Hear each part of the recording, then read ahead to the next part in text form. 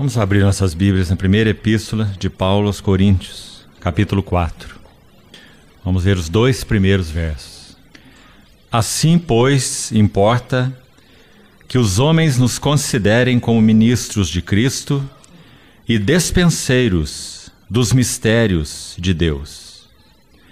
Ora, além disso, o que se requer dos despenseiros é que cada um deles seja encontrado fiel.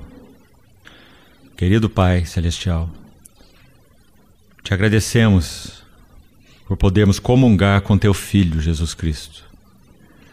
Te agradecemos pelo nosso chamamento para a comunhão de Seu Filho, Jesus Cristo. Obrigado porque até aqui tem sido presente entre nós e através de nós. Confiamos a Ti mais esse tempo de comunhão na Tua Palavra. Confiamos em Tua misericórdia e esperamos na provisão habilitadora do Teu bendito Espírito Santo. Ilumina os olhos do nosso coração para podermos ver e compreender os Teus assuntos, segundo Tua mente e Teu coração. Em nome do Senhor Jesus. Amém. Nós vamos usar esses 2 versos de 1 Coríntios, capítulo 4, verso 1 e 2, porque eles retomam a palavra que compartilhamos pela manhã, uma delas, a respeito dos oikonomos. Paulo usa novamente essa palavra aqui 2 vezes, no versículo 1 e 2, dizendo que importa que os homens nos considerem como ministros de Cristo e despenseiros, aí está a palavra, ou mordomos, oikonomos, dos mistérios de Deus. Ele diz, ora, o que se requer dos dispenseiros é que cada um deles seja encontrado fiel. Nessa noite, com a ajuda do Senhor, nós vamos de novo à epístola aos Efésios e vamos buscar ver como esse oikonomos orava. É extremamente incomum, se você escrevesse uma carta a alguém, você colocar nessa carta a maneira como você ora pela pessoa para a qual você escreveu a carta. Somos gratos ao Senhor porque Paulo não escreveu tratados, Paulo escreveu cartas. E nas suas cartas ele expõe basicamente tudo do que era a sua visão, o seu sentido de vocação espiritual e os seus encargos com relação à obra de Deus, aos interesses de Deus. Então, certamente seria de extrema ajuda para nós vermos como esse despenseiro ora. Vimos pela manhã que um oikonomos é aquele que recebe a autorização do proprietário da casa para cuidar de todos os seus interesses. Responsável pelas receitas e despesas, os afazeres da casa e principalmente por dar a porção devida a cada conservo e até mesmo às crianças. Então, quando Paulo ora, nós temos a oração de um mordomo, de um despenseiro.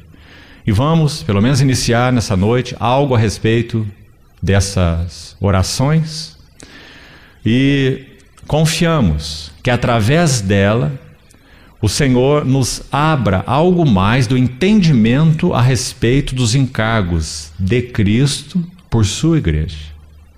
Então podemos dizer que as orações registradas de Paulo em suas epístolas, há algumas delas, elas trazem esses 2 focos principais.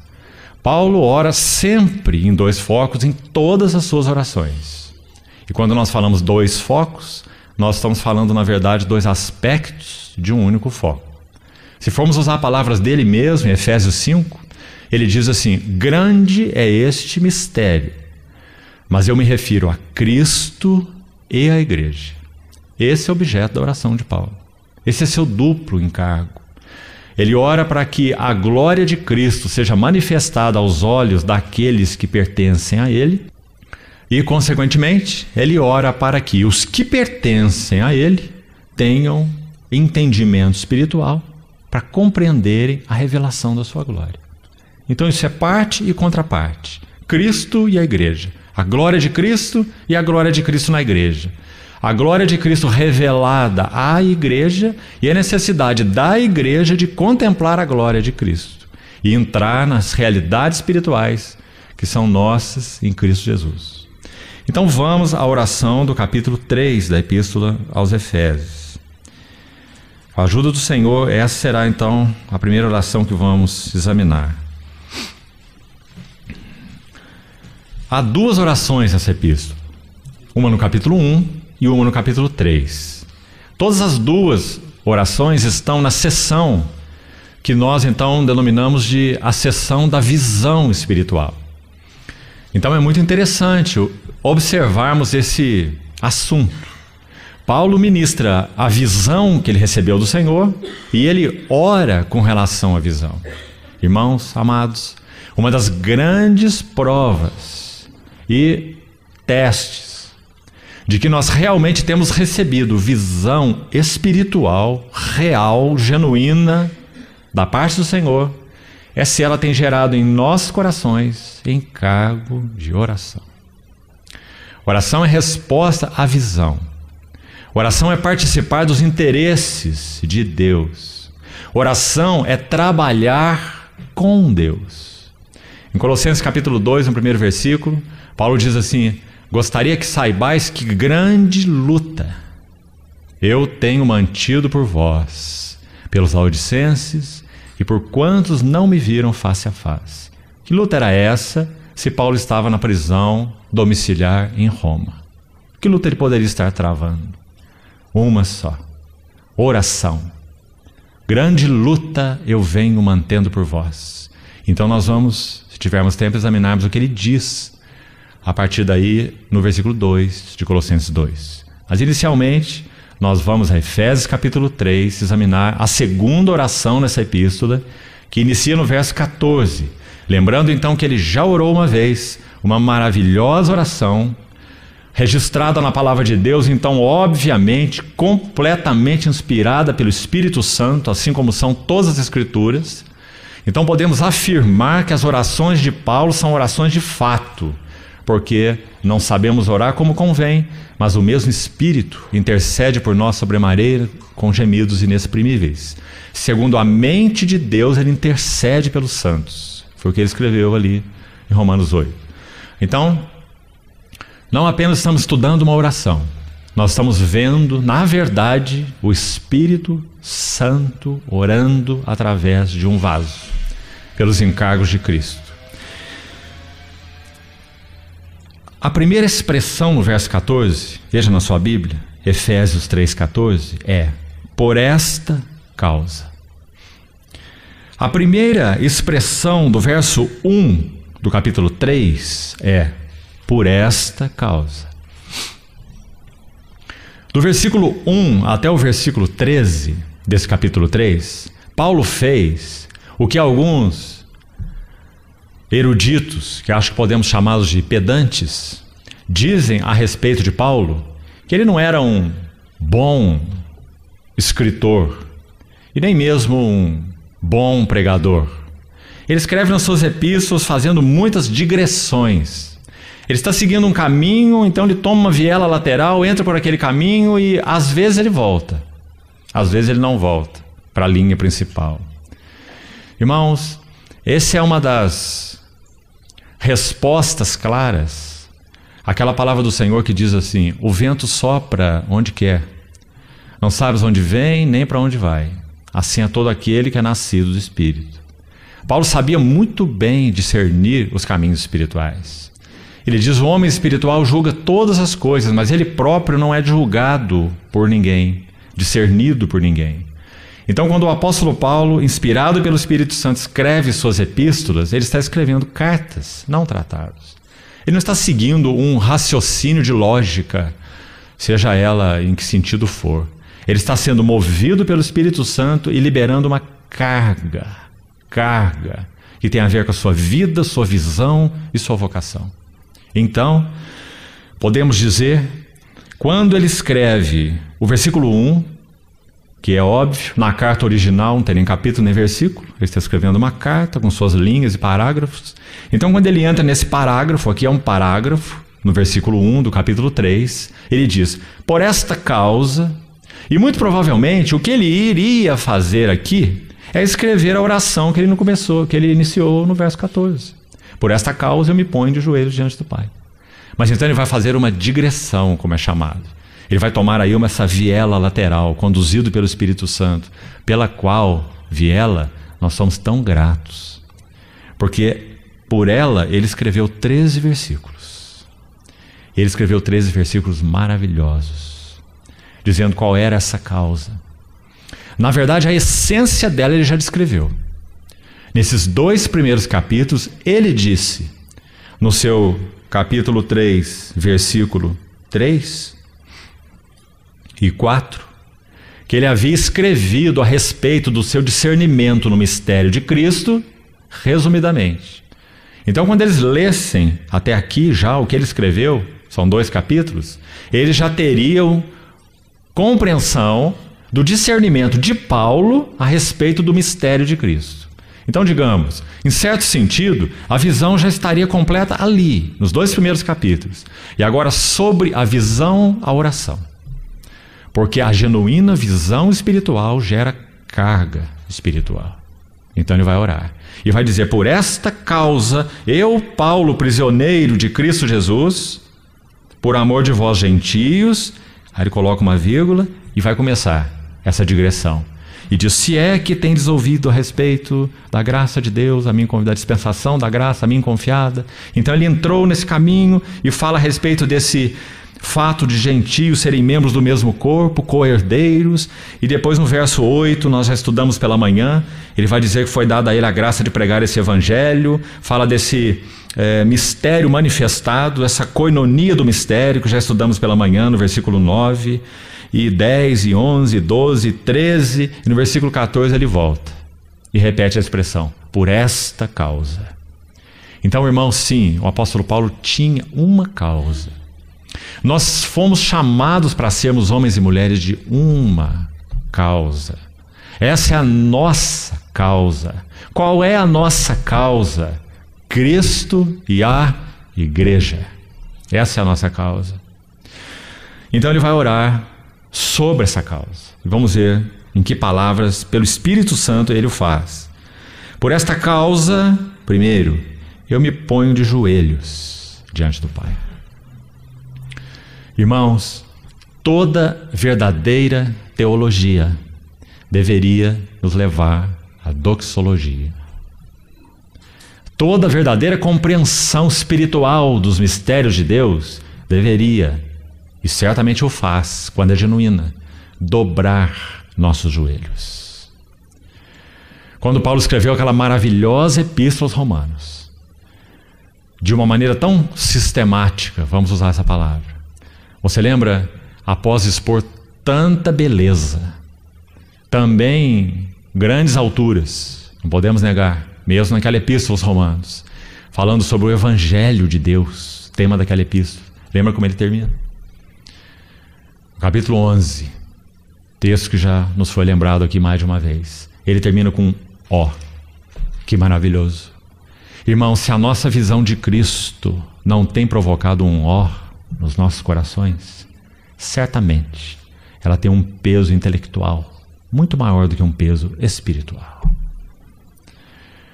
Paulo respondia a visão com ó. Certa vez, um servo de Deus do chamado despertamento evangélico do século XVIII estava pregando. Ele era um homem de não muita cultura, mas pregava como poucos. E certa vez um erudito, um tremendo erudito secular, sempre que esse irmão estava em Londres, esse erudito secular ia ouvi-lo pregar.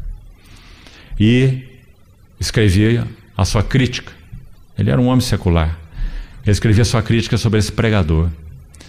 E uma das coisas que ele escreveu foi a seguinte: como eu queria, em meus discursos, falar aquele ó, como aquele pregador o fala.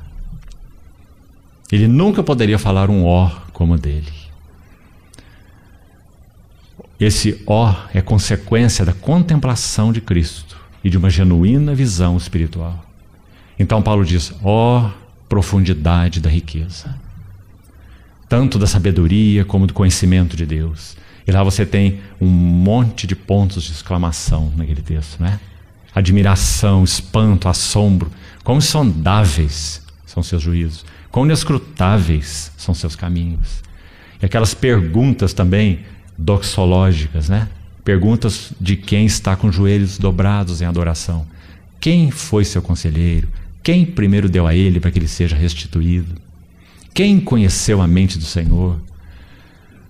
Porque dele, por meio dele, para ele são todas as coisas. A ele, pois, a glória eternamente. Amém. Então assim ele está fazendo nessa epístola. Por esta causa, ó irmãos, que peso essa causa tinha nos ombros de Paulo. Como um fiel despenseiro, mordomo. Por esta causa eu me ponho de joelhos diante do Pai. Um dos nossos problemas é nos colocarmos apressadamente de pé diante de outros, antes de nos colocarmos de joelhos diante do Pai. Um irmão certa vez ouviu um servo de Deus pregar. E quando aquele servo de Deus subiu no lugar próprio para a sua pregação, ele subiu com o seu peito bastante inchado e sua cabeça bastante erguida. Ele desceu com o seu peito bastante vazio e sua cabeça bastante inclinada. Então aquele servo mais experimentado do Senhor que ouviu aquela mensagem disse assim: se você tivesse subido como você desceu, você teria descido como você subiu. Por esta causa eu me ponho de joelhos diante do Pai, de quem toma o nome toda a família, tanto no céu como sobre a terra. Para quê? Então agora vamos ver quais são os tópicos dessa oração. Para que, segundo a riqueza da sua glória. Observe o capítulo 2, verso 7 dessa mesma epístola. Aqui Paulo falou da suprema riqueza da sua graça.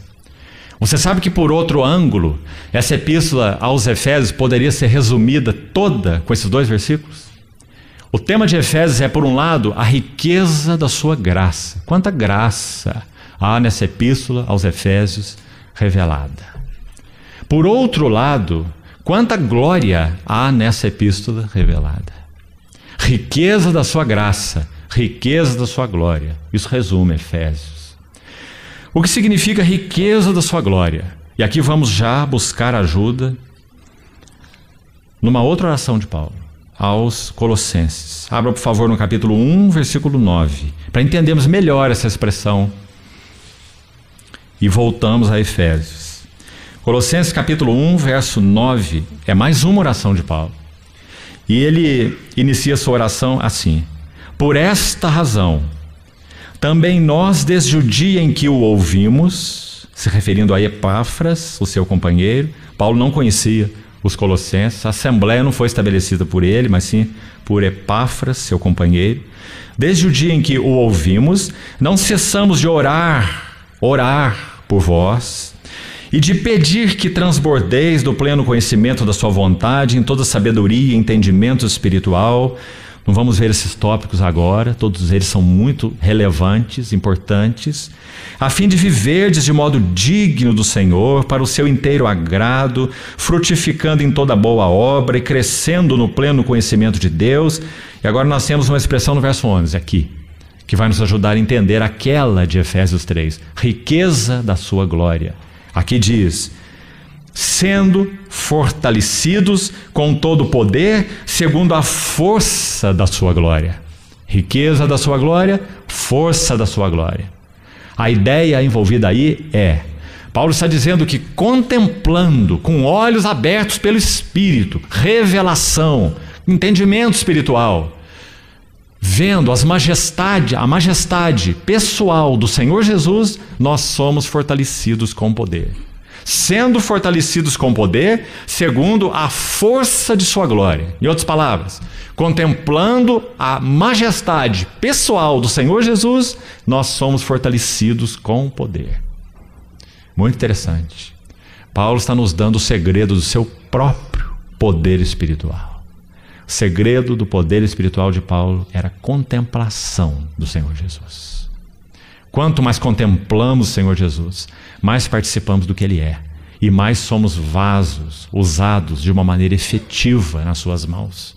Porque somos usados baseados em uma contemplação. Nós não somos tagarelas.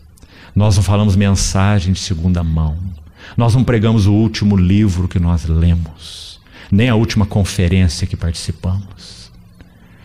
Segundo uma revelação, me foi dado conhecer o mistério. Essas são as palavras de Paulo. Então, segundo a força da sua glória, em outras palavras, parafraseando Paulo, contemplando a sua majestade pessoal, somos fortalecidos com todo o poder. Essa era a fonte de recursos inesgotáveis de Paulo. Você sabe que um servo de Deus chamado J.B. Phillips escreveu uma obra muito interessante, chamada Carta às Igrejas Novas. E esse irmão, erudito que era, ele fez uma tradução livre do seu próprio conhecimento da língua grega, das cartas de Paulo, segundo não apenas seu conhecimento da língua grega. Estão muitos aí que são mestres da língua grega e, na verdade, pouquíssimo podem nos dar. Esse homem não era apenas um erudito, era um homem de Deus. J.B. Phillips. E essa obrazinha chamada Carta às Igrejas Novas, ele vai então escrever as cartas de Paulo em uma tradução livre, a sua tradução. Mais ou menos como John Nelson Darby fez também, na tão conhecida tradução de Darby. Não apenas porque Darby conhecia também bem a língua original, mas porque Darby também foi um homem de Deus que conhecia a mente do Senhor. Então, quando esse irmão J.B. Phillips escreveu Filipenses 4, de 10 a 13, quando Paulo, terminando aquela epístola, vai agradecer os filipenses pelo cuidado que eles tiveram com ele na prisão, ele diz: eu me alegrei sobremaneira do Senhor, porque renovastes a meu favor uma vez mais o vosso cuidado. Aliás, já fizestes antes, já tinhais antes, melhor, mas vos faltava oportunidade. Aí ele diz assim: digo isto não por causa da pobreza, porque eu aprendi a viver contente em toda e qualquer situação. Lembra-se do texto? Tanto sei ser humilhado quanto ser honrado, tanto sei ter abundância quanto escassez, tudo posso naquele que me fortalece. Quando esse irmão escreve este texto na sua tradução livre, ele escreve assim: eu aprendi, Paulo dizendo, eu aprendi que os meus recursos em Cristo são inesgotáveis. E que o meu descanso nele é imperturbável.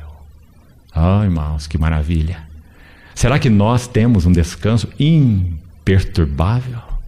Por qualquer evento, qualquer pessoa, qualquer circunstância, qualquer assunto. Imperturbável. Paulo tinha. Será que já temos descoberto que os nossos recursos nele são inesgotáveis? Quando nós carecemos de graça, dele temos recebido da sua plenitude graça sobre graça. Quando nós precisamos de sabedoria, ele se nos tornou da parte de Deus em sabedoria, justiça, santificação e redenção. Quando nós precisamos compreender as coisas mais profundas de Deus, nele estão contidos todos os tesouros da sabedoria e do conhecimento. Paulo aprendeu isso. Então ele compreendeu que ele, na verdade, não precisava de um depósito nele. Ele tinha um depósito em outro. E porque ele tinha um depósito em outro, o seu depósito era inesgotável. Ele não precisava de um descanso nele. Esteja certo, Paulo nunca orava: Deus, me dá descanso. Nunca. Esteja certo. Leia suas epístolas. Porque ele aprendeu que tinha descanso nele. Certa irmã, comentando um pouco da epístola de Filipenses, há séculos atrás, escreveu assim: nós cristãos não temos alegria. É a alegria que nos tem. Por isso a nossa alegria é intocável. A alegria nos tem, porque a alegria é Cristo. Cristo nos tem. Essa é a mensagem de Paulo aos Filipenses. Então, por esta causa, eu me ponho de joelhos diante do Pai, de quem toma o nome toda a família, tanto no céu como sobre a terra, para que, segundo a riqueza da sua glória, contemplando a sua majestade pessoal, contemplando sua beleza, contemplando sua glória, sejais fortalecidos com poder, mediante seu espírito no homem interior. Então o que ele disse em Colossenses, ele diz em Efésios de outra maneira, mas o mesmo foco. Contemplação, segredo do poder espiritual. Vamos voltar à oração de Efésios 3. Verso 16. Segundo a riqueza da sua glória, a riqueza da sua majestade pessoal, a riqueza de seus recursos, a riqueza do que Ele é, vos conceda que sejais fortalecidos com poder mediante o seu Espírito no homem interior. Agora, já voltamos ao verso 17, mas para que não percamos a ênfase do que entendemos o Espírito Santo quer nos dar aqui, veja para que esse poder, esse fortalecidos com o poder mediante seu Espírito no homem interior. Para quê? Por quê? Na verdade, o foco está no versículo 18. O versículo 17 ainda é aí um meandro nessa oração, um caminho que Paulo está traçando. O foco está ali no verso 18, onde vamos chegar daqui a pouco. A fim de poderdes compreender. Então agora nós estamos vendo um terceiro elo na corrente, acompanha aí. Primeiro ele está falando de contemplar a glória, a força da sua glória, na palavra de Colossenses 1. A riqueza da sua glória, ou a sua majestade pessoal, contemplação. Depois ele está falando de fortalecimento e de poder, mostrando que o poder e o fortalecimento é derivado da contemplação. Sem ver Cristo, nossas vidas são rasas, são fracas, são inconstantes, são dobres. Contemplação, força, e agora ele está dizendo, acrescentou o terceiro elo, compreensão. A fim de poder descompreender. Então o Espírito Santo ele entra como, digamos, um intermediário aí. É Ele quem nos dá a revelação da beleza do Senhor Jesus progressivamente. Ah, que riquezas insondáveis nosso Cristo tem. Então, na medida que o Espírito Santo vai abrindo nossos olhos, e abrindo, e abrindo, e abrindo, nós vamos conhecendo o grande Cristo que nós temos. Resultado em nós, fortalecidos com todo o poder.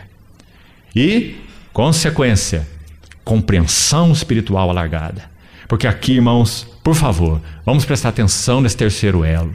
Há uma diferença abissal entre compreensão intelectual, entendimento intelectual e entendimento espiritual. Irmãos, há pessoas capazes, talvez, de citarem porções enormes do Novo Testamento em grego, não é em português. No entanto, se você os ouve, você não recebe nada de Cristo. Nada da vida de Cristo. Intelecto em ação. Pura erudição. Não é disso que Paulo está falando aqui. Ele está falando de entendimento espiritual. Sabe por quê? Quando em Coríntios 2, texto que já comentamos, ele fala sobre o intelecto humano, ele coloca num nível tão baixo com relação às coisas de Deus, que nós ficamos surpresos, se já não tivemos nossa própria experiência nesse assunto. Ele vai dizer assim: olhos não viram, ouvidos não ouviram, e jamais penetrou no coração humano o que Deus tem preparado para aqueles que o amam. Mas Deus, tomando iniciativa, nolo revelou. Deus rasgou o véu. Não tem nada a ver com erudição humana. Não tem nada a ver com escolasticismo. Não tem nada a ver com inteligência. Tem a ver com entendimento espiritual. Deus nolo revelou pelo Espírito. Porque o Espírito a todas as coisas perscruta, até mesmo as coisas profundas de Deus. É maravilhoso. Ele tudo conhece. Então ele é o único capaz de revelar. Mas ele não termina aí não. Ele vai dizer assim: ora, olha a sua conclusão. O homem natural não entende.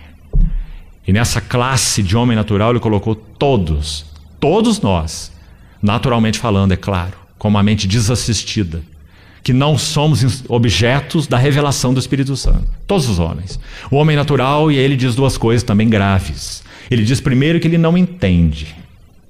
Depois ele diz que ele não aceita as coisas do Espírito de Deus, porque lhe parecem loucura. E ele não pode discerni-las, porque elas se explicam espiritualmente. Mas o homem espiritual discerne todas as coisas. Ele compara coisas espirituais com espirituais. Você se lembra dessa expressão? 1 Coríntios 2,14. Sabe o que ela quer dizer? O Espírito Santo é capaz de nos dar uma roupagem espiritual, palavras espirituais, conceitos espirituais, mentalidade espiritual para explicar conceitos espirituais. Isso é o que ele quis dizer ali. Que maravilha, irmão. Então nós entendemos agora qual é o segredo da pregação. É a unção habilitadora do Espírito Santo sobre a palavra, porque só ele é capaz. Só ele é capaz de usar palavras, roupagem adequada para traduzir verdades que estão muito acima da nossa compreensão e do nosso entendimento. Então ele vai dizer, comparando coisas espirituais com espirituais. É a expressão que ele usa ali. Que importante, irmãos. Você vê? Diante desse serviço, nós somos absolutamente inadequados. Então, esse é o caminho que Paulo está entrando aqui nessa oração. Ele ora pelos Efésios e sabe que os Efésios são idênticos a ele. Na questão do seu equipamento natural. Nada podem compreender. Então eu me ponho de joelhos diante do Pai e oro, para que Ele conceda que, baseado na riqueza da sua glória, vocês sejam fortalecidos com poder, mediante seu Espírito, no homem interior. E aí, pulando o verso 17 por enquanto, ele vai dizer, acrescentar aí, como falamos, o terceiro elo, no verso 18, a fim de poderes compreender. Então aí está claro para nós. Contemplação de Cristo, pelo próprio Espírito Santo, fortalecidos com o poder do nosso homem interior, para que possamos compreender. Compreender é inteligência espiritual, não é inteligência natural, intelectual. Então, sigamos. Verso 16 ainda. Fortalecidos com poder mediante seu Espírito no homem interior. Por que será que precisamos ser fortalecidos com poder no nosso homem interior pelo Espírito? Amados irmãos, a contemplação de Cristo, ela é tão desastrosa para o nosso homem natural, que na medida em que esse véu vai sendo rasgado, se o Espírito Santo não nos fortalecer na nossa compreensão, no nosso entendimento, nós nunca poderíamos comportar a visão das glórias do nosso Senhor Jesus. Nós temos que ser assistidos, habilitados, suportados pela ação do Espírito Santo, para que nós possamos compreender algo das glórias de Cristo. As glórias de Cristo, para o homem natural, elas são incontempláveis. E para o homem espiritual, é necessária a habilitação do Espírito Santo, o suporte do Espírito Santo. Deixe-me citar um exemplo. Um homem de Deus, certa vez, estava andando por uma rua, uma calçada, e meditando a respeito das glórias de Cristo na sua palavra, e relembrando textos, e o Espírito Santo abrindo seu entendimento, revelando algo mais das belezas de Cristo, e ele caminhando por aquela calçada para um determinado destino. Num dado momento, ele parou sua caminhada, encostou numa parede próxima, apoiou seu corpo, orou ao Senhor e disse assim: Senhor, retira tua mão, mas eu não posso suportar. Revestidos com poder, mediante seu Espírito, no homem interior. Mas, irmãos, nosso temor é que nossa geração conheça tão pouco sobre isso. Nossa geração é uma geração da lógica, é uma geração do intelecto, é a geração do penso, logo existo. Senhor, nos ajude, irmãos. Revelação não tem nada a ver com esses assuntos. Fortalecidos com poder mediante seu Espírito no homem interior, para que possais compreender. Mas ainda antes do verso 18, está aí o 17. Então vamos ver o que ele diz no 17. E assim habite Cristo nos vossos corações. Essa palavra habite é uma palavra importante. É claro que Paulo não está entrando em nenhum tipo de contrassenso aqui. Ele está orando por cristãos que já são habitados pelo Espírito Santo e nos quais podemos dizer, nos quais corações Cristo já habita. Se alguém não tem o Espírito de Cristo, esse tal não é dele. Como ele mesmo escreveu na sua epístola aos Romanos, capítulo 8. Então ele não está entrando em nenhuma contradição e perdendo seu juízo. Quando ele usa a palavra habite, uma palavra muito específica. A ideia aqui é, esse Cristo que já habita, esse Cristo que vocês já conhecem, esse Cristo que nasceu dentro de vocês, essa vida com Ele que vocês já compartilham, eu oro por vocês para que essa vida, esse Cristo, lhes ocupe totalmente o ser. Essa ideia, com a palavra habite. palavra habite aí significa fixar uma residência permanente. Significa que o nosso Cristo, vamos usar uma metáfora aqui, ele não está apenas na sala de visitas do nosso coração. Compreendeu? Nós fornecemos a ele as chaves de todos os aposentos, para que ele possa abrir um a um, entrar neles e fazer a sua obra, santificando, formando a si mesmo, para que nossa mente seja a mente de Cristo, entrando no terreno das nossas emoções, para que elas não sejam descontroladas, nos alegrando com o que Cristo não alegra e nos aborrecendo com aquilo que Cristo não se aborrece. Então ele entrando no terreno das nossas emoções, ele também entrando no terreno da nossa vontade obstinada. Essa senhora altiva, nossa vontade, ele entrando nesse terreno, porque nós concedemos a ele a chave, ele não é um intruso. Então, assim Cristo habite nos vossos corações. Percebeu? Ele está orando, na verdade, para que Cristo seja formado nos Efésios, para que Cristo não esteja ali apenas no homem interior dos Efésios, mas que, fortalecidos com poder pelo Espírito, no homem interior, habite Cristo nos vossos corações. Você viu? Mais do que o homem interior, nos vossos corações, que na Bíblia, no Novo Testamento, coração sempre significa espírito e alma, juntos. Então, assim habite Cristo nos vossos corações pela fé. Vamos tomar nota desse pela fé. Nós recebemos ainda alguma ajuda aqui. Sentimentalismo na vida cristã, emocionalismo, são uma tragédia, uma doença espiritual. Nós não podemos promover nada na vida cristã por emocionalismo ou por sentimentalismo, só podemos sofrer dano. A nossa relação com Cristo é uma relação pela fé, graças a Deus. Porque a fé é a substancialização dos fatos eternos. A fé é essa capacidade espiritual que Deus nos deu para tocar coisas eternas. A fé é essa capacidade espiritual que Deus nos deu para vincular os nossos corações ao reino da realidade espiritual. Isso é fé. A fé não é maravilhosa? Por isso o justo viverá pela fé. Não apenas receberá vida pela fé com relação à sua justificação pela fé, ou até mesmo a sua regeneração, mas ele viverá da fé. 3 vezes no Novo Testamento, Paulo repete esse assunto, o justo viverá da fé, citado por Abacuque. Ele busca o texto lá de Abacuque e cita 3 vezes no Novo Testamento. 2 vezes tem relação com a justificação pela fé. Romanos 1 e Gálatas 3. Justificação pela fé. Mas a terceira vez não. A terceira vez está em Hebreus. E não sabemos quem foi o autor de Hebreus. Provavelmente não foi Paulo. O autor de Hebreus usa esse texto de Abacuque no capítulo 10. Ele diz: o justo viverá da fé. Em que contexto? Justificação pela fé? Em hipótese nenhuma. Carreira cristã vivida pela fé. Porque ele está dizendo: se retroceder, nele não se compraz a minha alma. Nós, porém, não somos os que retrocedem para a perdição. Somos, entretanto, da fé para a conservação da alma. No mesmo contexto, ele diz: tendes necessidade de perseverança, para que, havendo feito a vontade de Deus, alcanceis a promessa. O tema de Hebreus não é a justificação pela fé. É a jornada cristã que é vivida de fé em fé. Compreendeu?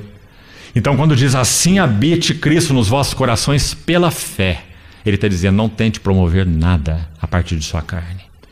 Se nós estamos adorando a Deus, nós só podemos adorá-lo pela fé. É pela fé que Cristo brilha aos nossos olhos. É pela fé que tocamos Cristo. É pela fé que temos experiência de Cristo. Ah, irmãos, que cuidado temos que ter nesse assunto hoje, no meio do povo de Deus, da música. A música se tornou algo profissional e espúrio na casa de Deus. Um fogo estranho no altar, tentando bombar almas, para que de alguma maneira tenha uma experiência sensual, almática e de nenhum valor. Pelo contrário, de prejuízo. As almas inflam e murcham. E esse é um processo horrível no que concerne a nossa carreira cristã, nossa relação com o Senhor, porque isso não tem nada a ver com fé. Então que desafio para nós, aprendemos a adorar pela fé. Ter um coração focado em Cristo pelo Espírito, dizendo: Senhor, mostra-te para nós nessa reunião. Abre nossos olhos, nós queremos responder à tua revelação. Queremos te tocar pela fé. Pela fé queremos te contemplar. Pela fé queremos te adorar. Pela fé nós partimos o pão. Pela fé nós louvamos o Senhor. Não tem nada a ver com o que eu sou, com o que você é, com nossas circunstâncias, com nossas coisas. Então ele diz: habite Cristo nos vossos corações pela fé. Ele vai ocupando o nosso ser pela fé. Emocionalismo, sentimentalismo só promovem danos em nossas vidas. Mas graças a Deus, porque quando a revelação do Espírito alcança, atinge, perfura nosso homem interior, aí sim, nossa alma responde ao Senhor. Mas por este caminho, sempre tendo o homem interior como fonte da ação espiritual. Quando a ação começa na alma, é uma ação sensual. Judas usa essa expressão. E diz assim: amados, fortalecei-vos na vossa fé santíssima, orando no Espírito. Final da epístola de Judas, antes de Apocalipse. E quando ele faz a contraparte disso que ele diz com relação aos irmãos, ele diz assim: homens sensuais que não têm o Espírito. Homens sensuais que não têm o Espírito. Ou seja, vivem dos seus próprios sentidos. Então Paulo está dizendo que Cristo será formado no nosso coração, nos ocupará completamente o ser, na medida em que pelo Espírito nós o contemplamos. Vamos voltar aqui: sua majestade pessoal, sua glória. Nós somos fortalecidos com poder pelo seu Espírito no homem interior. O homem interior é o nosso espírito humano. Outra maneira da Bíblia se referir ao nosso espírito humano é o homem interior, não é a nossa alma, é o nosso espírito, é aquela faculdade mais nobre do nosso ser, que Deus a fez pelo seu sopro. Ele produziu em nós, quando soprou sobre as narinas do homem o fôlego de vida. Esse fôlego de vida, Deus é Espírito, então quando Ele soprou sobre as narinas do homem, aquele ruach, aquele fôlego de vida, o homem foi feito alma vivente. Essa combinação de Deus, o fôlego de Deus, que é Espírito, sobre aquele corpo que era do pó, constituiu o homem alma vivente. Mas esse órgão nobre no homem, capaz de conhecer Deus, capaz de comungar com Deus, capaz de crescer em Deus, é o nosso homem interior. É o nosso espírito. E ele deve ser a fonte para todas as ações da alma. Tudo isso está por trás dessa palavra de Paulo que nós acabamos de ler. Fortalecidos com poder mediante seu espírito no homem interior, mas graças a Deus não só ali. E assim habite Cristo nos vossos corações pela fé. Então, a partir do homem interior, que Cristo ocupe totalmente o vosso ser. Graças a Deus. Isso é tão grande salvação. Fomos chamados para sermos homens novos e novos por inteiro. Homens e mulheres novos. Não regenerados, mas com mente velha. Não regenerados, mas ainda com vontade rebelde e obstinada. Não regenerados, mas com emoções discordantes daquelas do Senhor. Fomos chamados para ser novos inteiros, para que Cristo habite nos vossos corações pela fé. Estando vós, vamos seguir, arraigados e alicerçados em amor. Um detalhe aqui: a oração de Paulo, claro, é uma oração que toca a glória de Cristo na igreja. Nós vamos ver lá no final que assim ele termina essa oração. A Ele seja a glória na igreja. A Deus seja a glória na igreja, assim como é em Cristo Jesus. Na igreja e em Cristo Jesus. Assim ele conclui lá no final da oração. Então, se essa é uma oração corporativa, se o escopo do trabalho de Deus é corporativo, então nós precisamos estar vinculados em amor para podermos compreender. Aqui nós temos mais uma chave.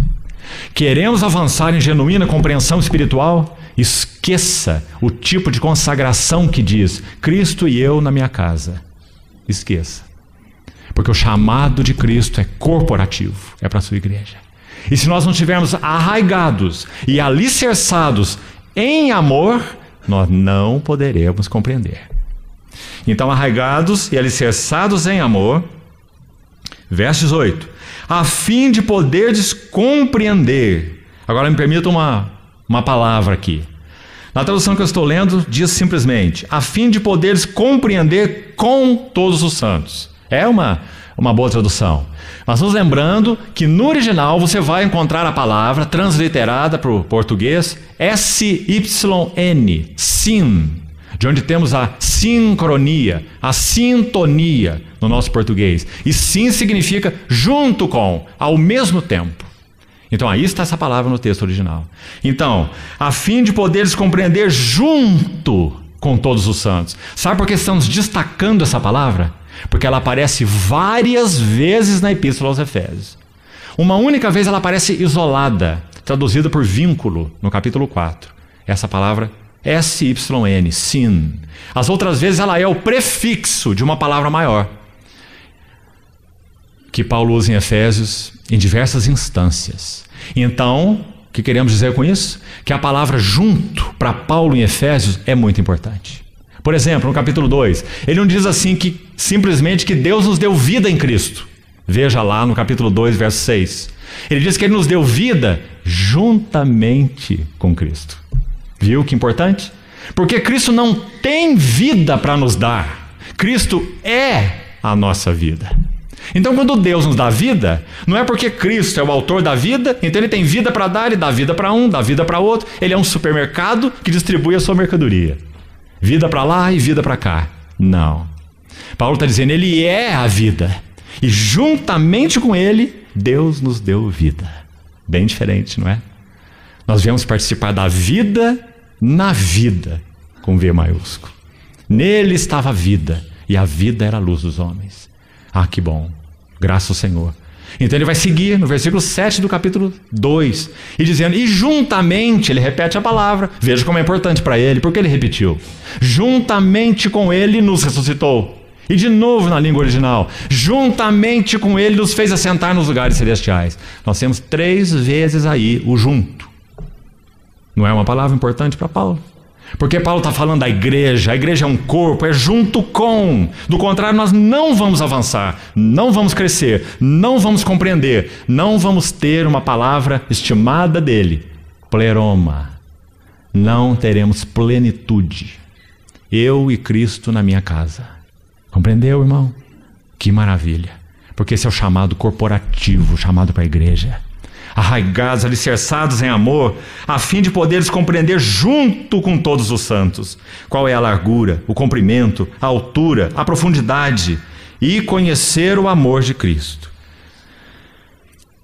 Pode ser que a altura, comprimento, largura, profundidade se refira ao amor de Cristo, imensurável. Pode ser, mas o mais provável é que o comprimento, a altura, a largura e a profundidade, essas medidas mencionadas no verso 18, atente aí, se refiram ao verso 11.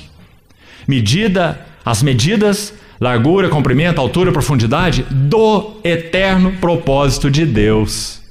Porque Paulo está orando por visão espiritual, para que eles possam compreender, acabamos de ler aí, que sejais fortalecidos com poder pelo seu espírito no homem interior, verso 16, e o 18, para poderdes compreender a largura, o comprimento, a altura e a profundidade do eterno propósito de Deus em Cristo Jesus. Ele é imenso. E aí ele põe um E, veja esse E aí. E, no verso 19, conhecer o amor de Cristo. Então, na medida que pelo Espírito nós vamos contemplando as medidas imensuráveis, não é? Desse eterno propósito que Deus estabeleceu em Cristo, o nosso coração vai experimentando o amor de Cristo, que excede todo entendimento. E nós vamos conhecendo, palavra que ele também usa muito, não é? Essa gnosis. Mas ele não está falando dessa gnosis, não, irmão. Já falamos sobre isso. Paulo combate essa gnose, ele mostra que essa gnose é loucura diante de Deus, né? Um servo de Deus do passado disse assim, no mundo físico, a distância entre a mente e o coração não chega a 50 centímetros. No mundo espiritual, é a distância entre o inferno e o céu.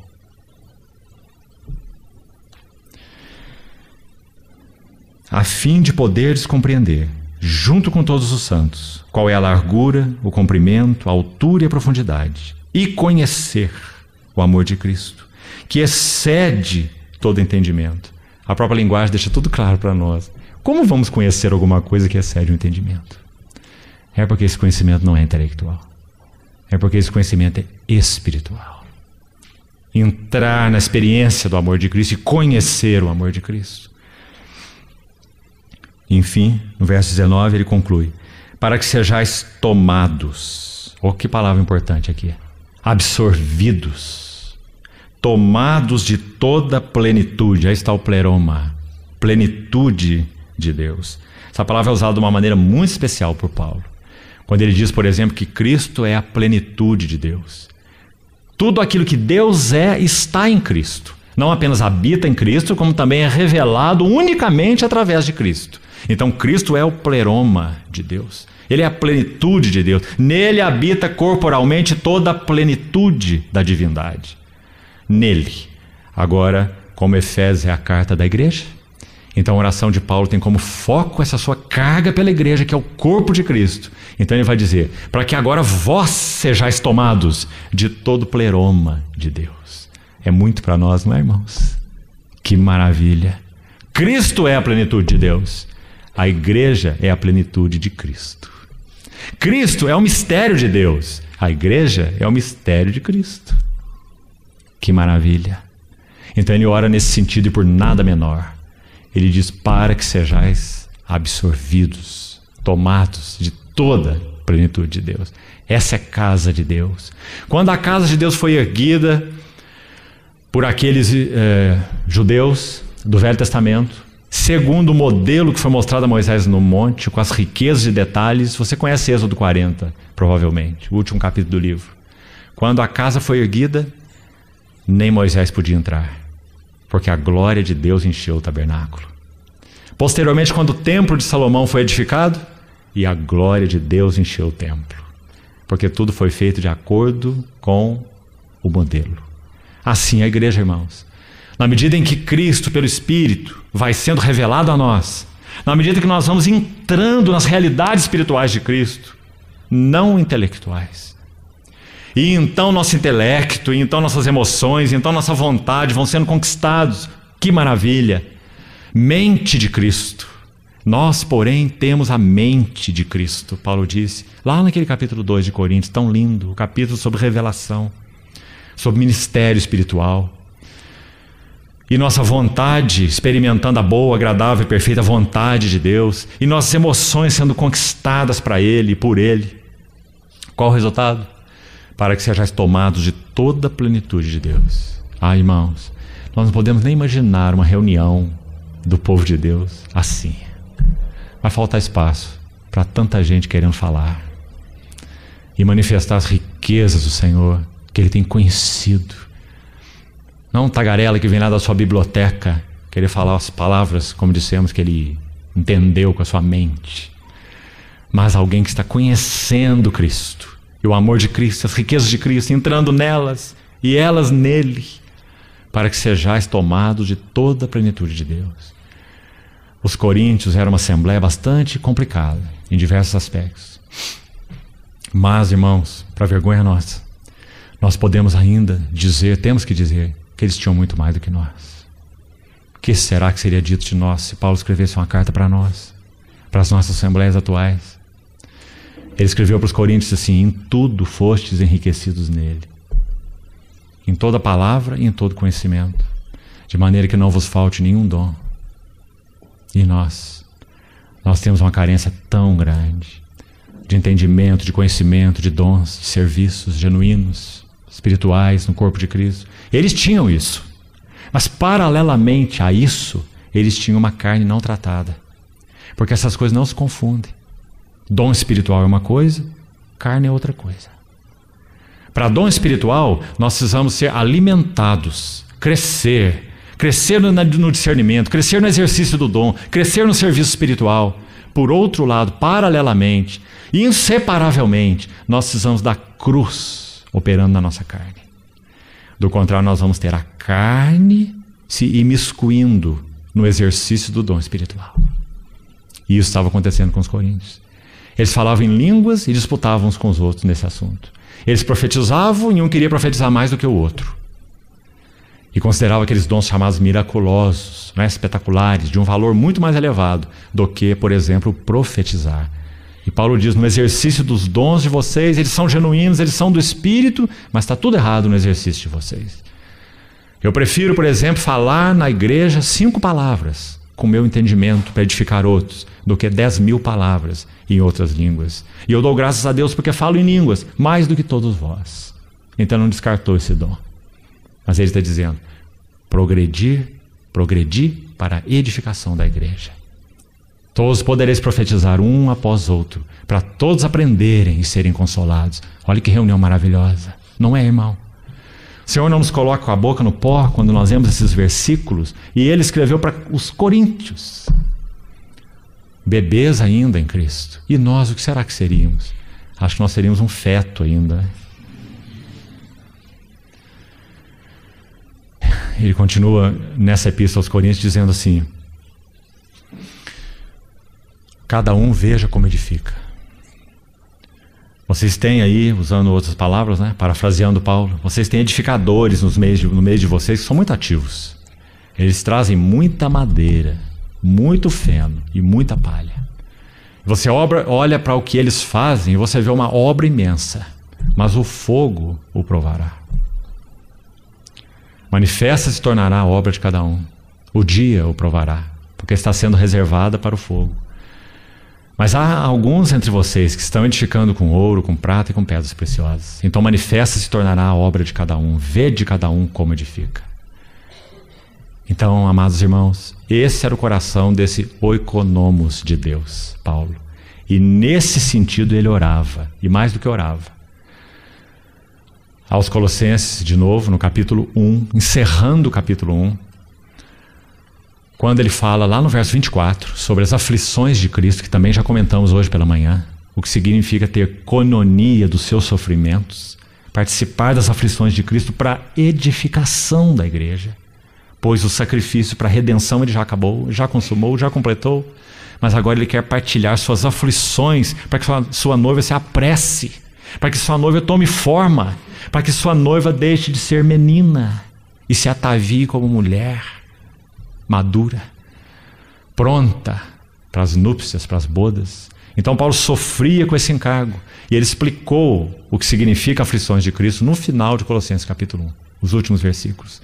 Ele diz, o qual Cristo nós anunciamos.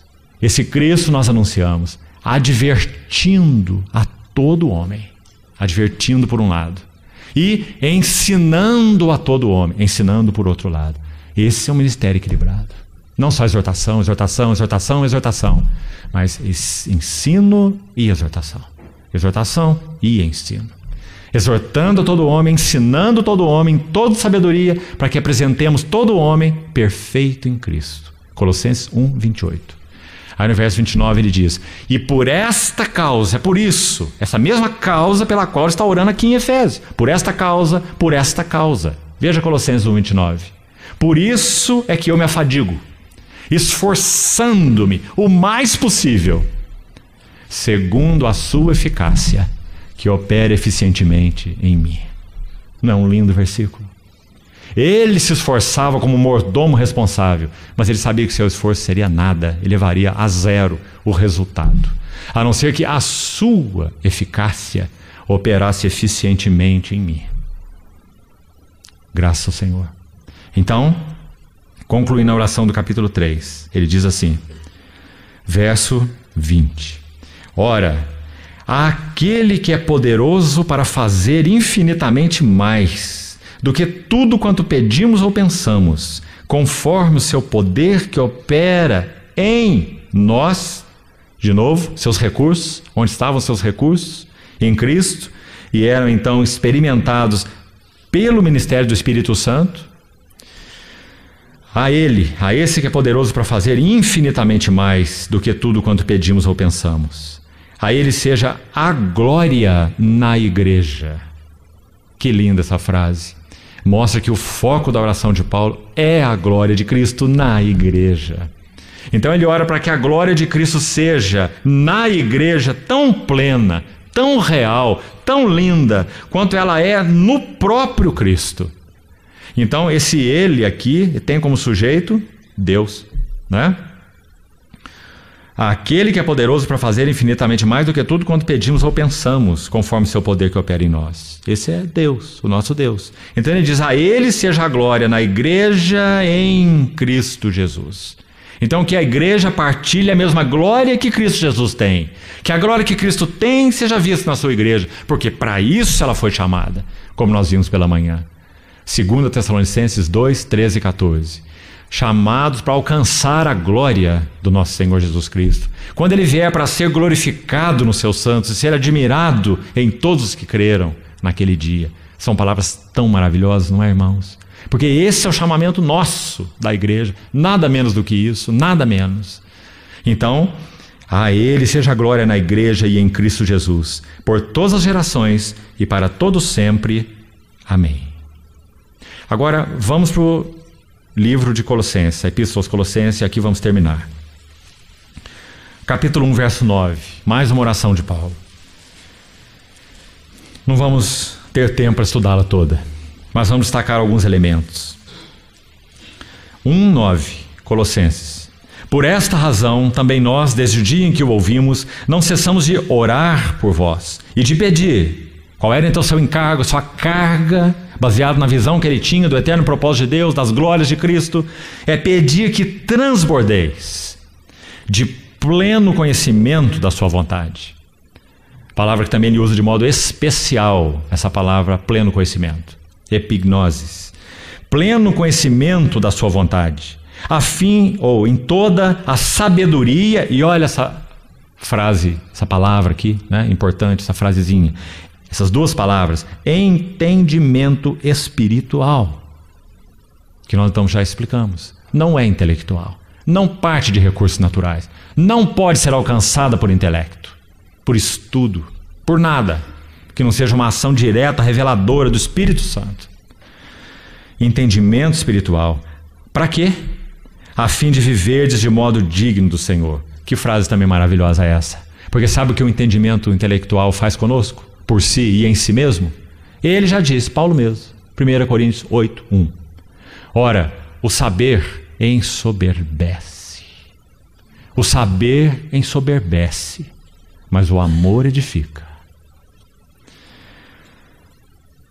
A fim de viverdes de modo digno do Senhor.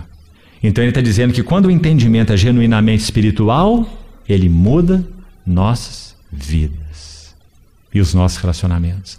Essa é a grande diferença entre conhecimento espiritual e informação. Informação não tem efeito transformador. Conhecimento espiritual tem efeito transformador. Então, a fim de viverdes de modo digno do Senhor. O maestro toca e a orquestra, o maestro rege e a orquestra toca.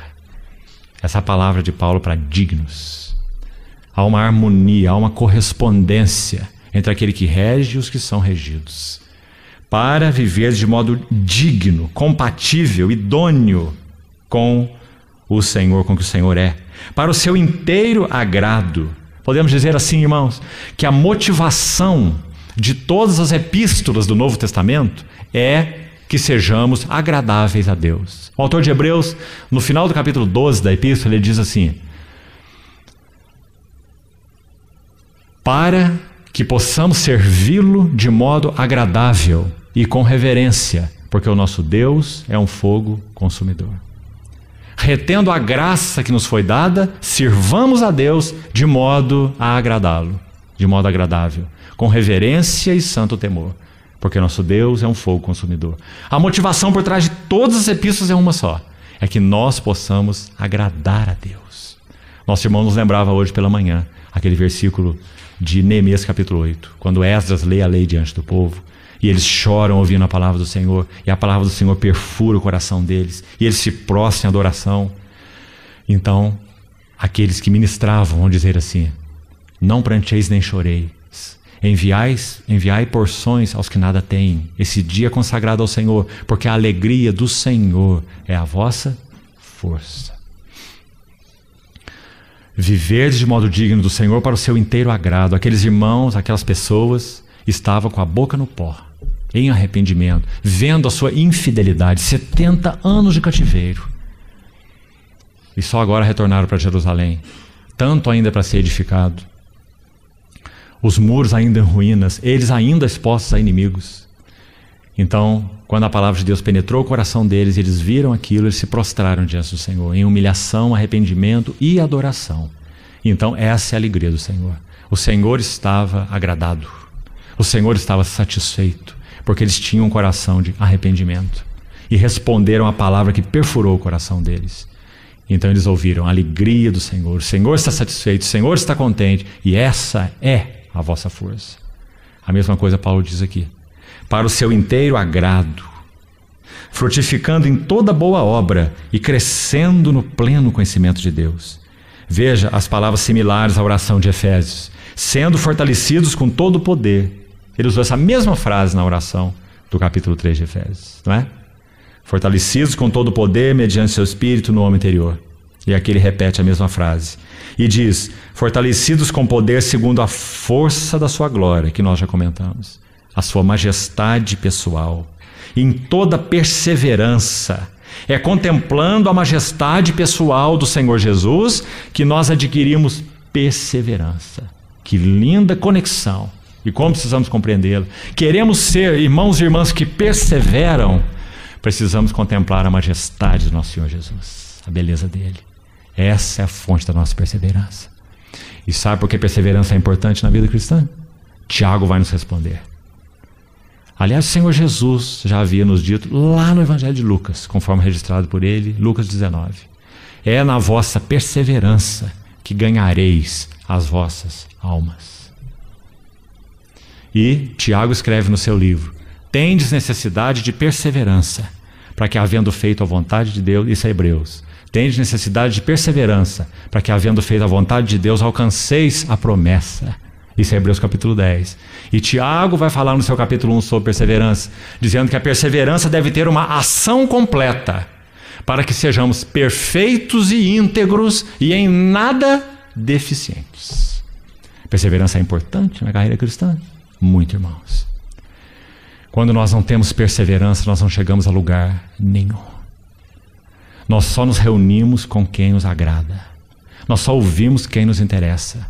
Nós só temos relacionamentos na medida em que nós somos, de alguma forma, satisfeitos nos nossos interesses.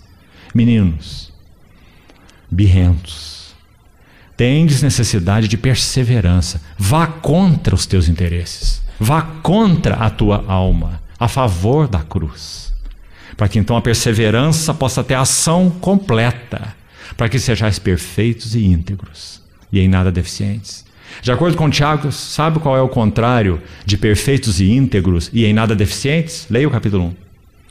Homem de ânimo dobre, inconstante em todos os seus caminhos.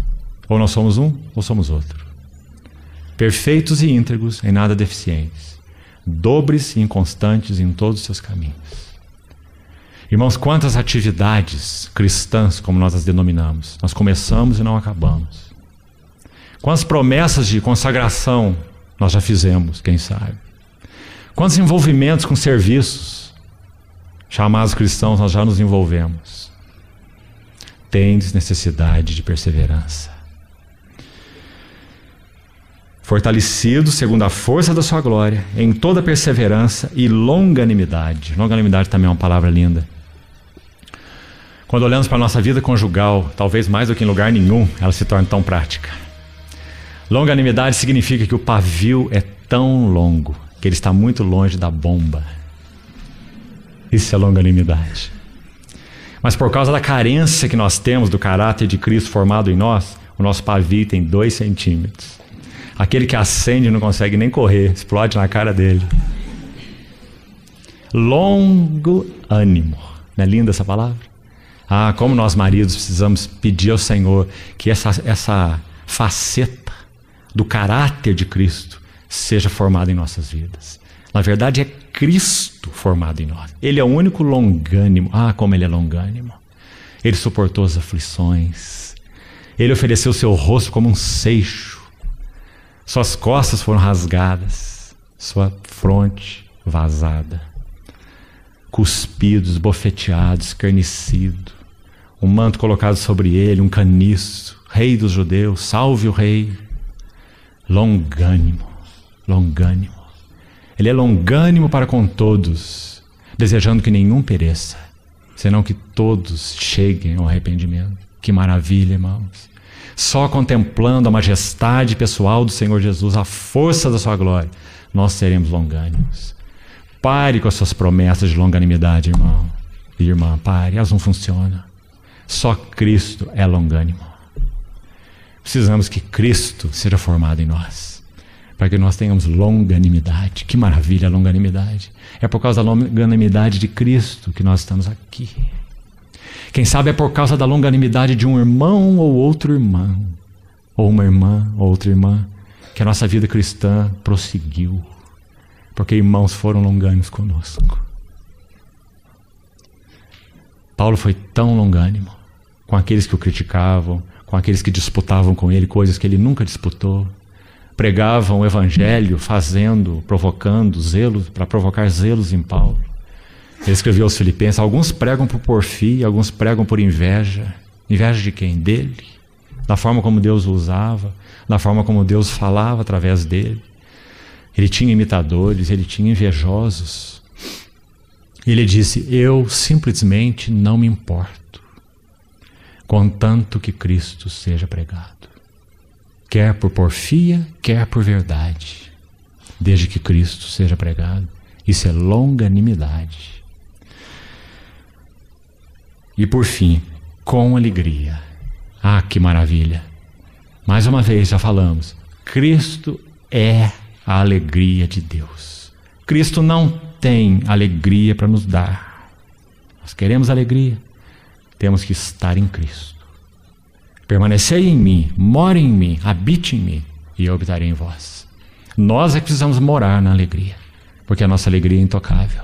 Nossa alegria está no trono. Nossa alegria está exaltada. Com alegria. E tem mais, dando graças. Quanta coisa, irmãos! É fruto da contemplação de Cristo. Dando graças ao Pai que vos fez idôneos à parte que vos cabe da herança dos santos na luz. Sabe por que dando graças? Hoje nós partimos o pão no primeiro tempo juntos. Eucaristia, literalmente, significa ações de graça. De graças. Diante da mesa do Senhor nós só temos uma atitude: ações de graças. Dando graças. Sabe por que a palavra de Deus não apenas nos recomenda, mas requer isso de nós? Aos Tessalonicenses, Paulo escreve a mesma coisa, no capítulo 5 de 1 Tessalonicenses. Dando sempre graças ao Pai por tudo.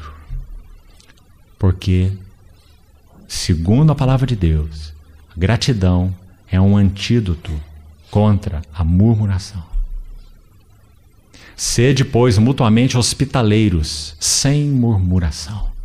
Fazei tudo sem murmuração nem contendas, para que torneis irrepreensíveis e sinceros, filhos de Deus inculpáveis, no meio de uma geração pervertida e corrupta, na qual resplandeceis como luzeiros no mundo.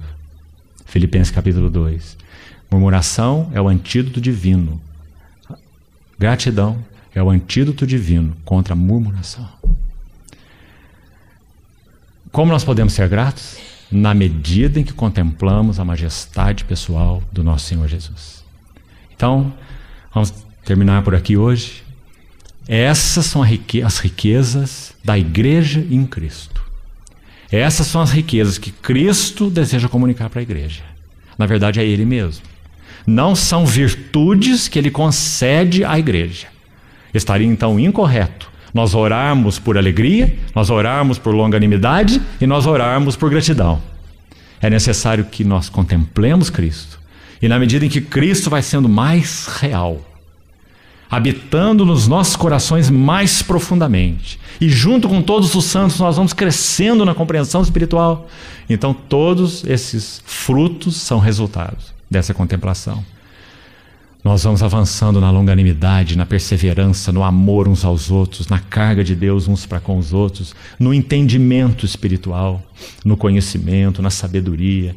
Que maravilha é a casa de Deus! Que outro lugar existe nesse universo para se comparar com a casa de Deus? Que maravilha é a casa de Deus! Qual é a diferença entre conhecimento e sabedoria? Conhecimento espiritual é aquilo que conhecemos de Deus em Cristo, por revelação do Espírito. Sabedoria é a aplicação daquilo que conhecemos. Quando o nosso conhecimento é aplicado numa situação específica, isso é sabedoria. Tanto conhecimento quanto sabedoria são plenos em Cristo. Você se lembra que o nosso Senhor Jesus, ele foi apertado, espremido, encurralado, em todos os momentos, por várias classes de pessoas. Os fariseus queriam demais derrubá-lo. E eles são muito espertos. Eles queriam derrubá-lo com a palavra, derrubá-lo com a lei. E eles tinham certeza que eles fariam. Apresentaram para ele aquela mulher pega em flagrante adultério. E eles devem ter se alegrado tanto, irmãos, mas tanto, porque disseram, agora acabou, é o fim dele. Nós vamos levar para ele, dizer que nós pegamos essa mulher no flagrante, e a lei de Moisés diz que ela tem que ser apedrejada. E vai ser um ponto final para ele. Nós vamos apedrejar e vamos ficar olhando para a cara dele, o pregador da misericórdia. Então eles levaram a mulher até ele. E nosso Senhor Jesus disse, é verdade. A lei de Moisés diz que ela deve ser apedrejada. Para iniciar o apedrejamento, aquele que não tem pecado atire a primeira pedra. Isso é sabedoria, não é maravilhoso? Compreenderem plenamente o mistério de Deus, Cristo, em quem todos os tesouros da sabedoria e do conhecimento estão ocultos. Que lindo, irmãos. Esses são os tesouros da igreja. Nossos, só nossos. Não são de anjos, muito menos de demônios, e nem dos homens naturais. É só nosso. É o nosso Cristo. Nós somos dele e ele é nosso. Então, esse é o chamamento da igreja. Vamos pedir ao Senhor que desperte nossos corações para ele mesmo, para que nós possamos ser ricos de Cristo, plenos de Cristo. Vamos reivindicar Cristo como nossa propriedade. Você entende isso? Cristo de Deus, tu és nosso Cristo, nós te amamos. Nós queremos te conhecer muito mais profundamente. Nos ajuda, disciplina nossas vidas. Nos ajuda a disciplinar nossas vidas, Senhor, para te conhecer. Não ache, irmão, que você vai conhecer a Cristo com um devocional diário de 10 minutos. Isso pode ser de ajuda para você, frequentemente o é. Mas são doses homeopáticas. Que o Senhor nos ajude a conhecer as riquezas de Cristo com mais avidez. A sublimidade do conhecimento de Cristo Jesus, o meu Senhor, pelo qual perdi todas as coisas e as considero como refúgio para ganhar a Cristo e ser achado nele. Graças, Senhor. Então, essa é a oração desse oikonomos de Deus. Você vê que ele não é um teórico, você viu? Você viu que ele não é simplesmente um teólogo, você viu? Você viu que ele não é simplesmente um erudito, viu também? Você viu que ele não é um filósofo, embora ele também fosse. Mas quando ele olha para isso tudo, em 1 Coríntios 2, ele fala, eu, quando fui ter convosco, não o fiz com linguagem de sabedoria e ostentação, linguagem humana e ostentação de sabedoria, mas em demonstração do Espírito e de poder, para que a vossa fé não se apoiasse em sabedoria humana, mas sim no poder de Deus. Esses são nossos tesouros. Então, com relação ao eterno propósito de Deus, essa é a igreja, essa é a casa de Deus. Que o Senhor nos ajude a avançar, até que sejais tomados de toda a plenitude de Deus. Numa vida assim, em relacionamentos assim, particularmente numa reunião assim, não há outro resultado, senão aquele de 1 Coríntios 14. Se entrar algum incrédulo, se entrar algum indouto no meio de vós, ele será por todos convencido e por todos discernido ou julgado. Tornam-se-lhe manifestos os segredos do coração. Que texto! E a igreja reunida, entrou alguém que ela mal está vendo, que entrou, nem sabe quem é, mas o Espírito Santo é aquele que sonda a mente e o coração. Então aquele incrédulo, aquele indouto é por todos discernido, por todos julgado, e torna os segredos do seu coração manifestos. Por quê? Porque o Espírito Santo está ali. A reunião da igreja no Espírito, uma reunião espiritual, focada em Cristo. Manifestam os segredos do seu coração, e tem mais, e ele se prostrará com o rosto em terra, e testemunhará que de fato Deus está no meio de vós. Que maravilha! 1 Coríntios 14, de 23 a 25. Esses versículos devem nos estimular a orar ao Senhor para que as reuniões da igreja sejam, em realidade espiritual, assim. Presença do Espírito Santo, falando ao nosso coração, ministrando Cristo a nós, nos convencendo de pecado. Irmão, o que o Espírito Santo faz em 2 minutos, perfurando um coração e falando da maneira que só Ele pode falar, nós poderíamos gastar 1 ano de mensagens e não atingir o objetivo. Bastam 2 minutos de um verdadeiro falar do Espírito Santo e nossa vida muda rumo. Convertei-vos e cada um de vós seja batizado em nome do Senhor Jesus. Quando Pedro pregou aquela mensagem, diz o texto, compungiu-se-lhes o coração. Você sabe que aquela palavra ela significa isso, né? Perfurados foram os seus corações. Aquela espada saiu da boca de Pedro e rasgou 3.000 corações. E eles disseram, que faremos? Ah, como nós precisamos desse que faremos nas nossas reuniões. Ajude-nos o Senhor, irmãos, porque tudo isso é herança nossa em Cristo. Então vamos concluir, vamos orar ao Senhor, para que o Senhor nos dê a realidade daquilo que nós estamos falando nessa noite juntos.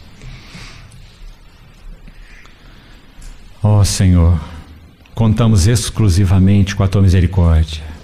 As misericórdias do Senhor são a causa de nós não sermos consumidos. Elas se renovam cada manhã, grande é a Tua fidelidade. É por amor do Teu nome que o Senhor continua a lidar conosco. Muito, muito obrigado. Senhor, há sim um anseio, um clamor, um rogo no nosso coração. É que o Senhor, por Tua bondade, não solte Tuas mãos de nós. Não desistas de nós. Vence, Senhor, vence, triunfa sobre tudo em nós que compete contigo. Toda fortaleza em nós que se levanta contra o conhecimento de Deus. Leva cativo todo pensamento à obediência de Cristo. Ah, Senhor, reconhecemos que na vida de Tuas assembleias, sim, em nós, há fortalezas e sofismas. Há altivez que se levanta contra Teu conhecimento. Há obstinação, há engano, há descaminhos. Ó Senhor, te pedimos, limpa Tua eira. Ó Senhor, purifica-nos. Ó Senhor, envia, te pedimos, porção dobrada do Teu Espírito Santo sobre nós. Dá-nos um falar vivo da Tua parte, Senhor, para que nossos corações sejam rasgados, sejam capturados. Senhor, não queremos permanecer como estamos, mas também nesse caminho, ajuda-nos, Senhor, a não verter nossos olhos para dentro de nós mesmos. Não temos nada, Senhor. Levanta nossos olhos, para que o nosso arrependimento não seja de nós para nós mesmos. Dá-nos um genuíno arrependimento, com olhos levantados para cima, olhando para Ti, Senhor. É a Tua bondade que nos conduz ao arrependimento. E triunfa sobre nossas vidas, Senhor. Forma Teu caráter em nós, Senhor. Entra em cada compartimento do nosso coração e assim habites ricamente no nosso coração, te pedimos. Permeia nosso ser contigo. Teu caráter seja formado em nós. Disciplina nossas vidas, Senhor, te pedimos. Corrige-nos. Muito obrigado, Senhor, porque podemos receber da Tua plenitude graça sobre graça. Segue ainda, Senhor, falando ao nosso coração nessa noite, falando ao nosso coração ainda enquanto dormimos. Nós te pedimos, Senhor, ensina as coisas espirituais para nós. Queremos avançar de glória em glória. A Ti seja a glória na igreja. Em Teu nome precioso oramos, Senhor, com gratidão. Amém.